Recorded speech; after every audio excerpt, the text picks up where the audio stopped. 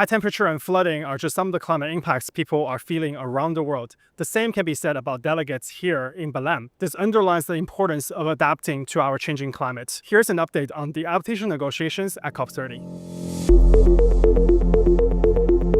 On the GGA indicators negotiations at COP30, before getting here, we had a list of 100 potential indicators that could track global adaptation progress. Now, experts have done great work to deliver the list over the past 2 years, but the status of different indicators is not the same. Some are ready to use, some would need more political discussions. The problem is that countries don't agree on which indicators are ready and those who should be politically discussed, and how to put that together in the list to adopt now at COP30. Indicators are part of the architecture of how you do adaptation. You can do adaptation actions, policies, and projects, but if you don't know if they're going in the right direction, if they're going off track, if they are benefiting the people that is intended or having unintended effects, then that can be quite dangerous. So you need indicators to see if you're going the right way. So it's important to adopt indicators at COP30, or at least some indicators, because next year in 2026, there will be the second round of biannual transparency reports, which is the main reporting instrument on adaptation under the Paris Agreement. That information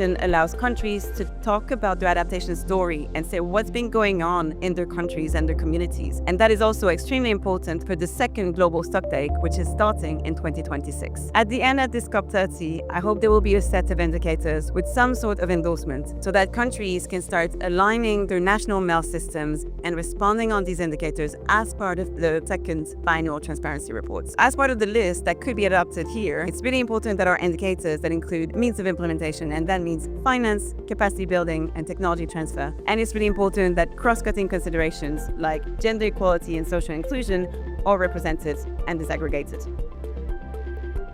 On the NAP assessment, countries are making slow but steady progress. The main point of contention is how to integrate finance, technology transfer, and capacity building languages into the final decision text. Developing countries require sufficient, predictable, and accessible adaptation finance for their adaptation planning and implementation, while developed countries argue finance should come from all sources, including from the private sector. Countries are also disagreeing on a couple of other technical issues, but hopefully the COP30 presidency can facilitate a consensus, so after 2 years, we can finally have a result on the NAP assessment. The NAP assessment is important because it tells us where we are in terms of countries' national adaptation planning processes, and it offers us a way forward on how to improve countries' adaptation planning and implementation to help developing countries reduce vulnerabilities and strengthen resilience.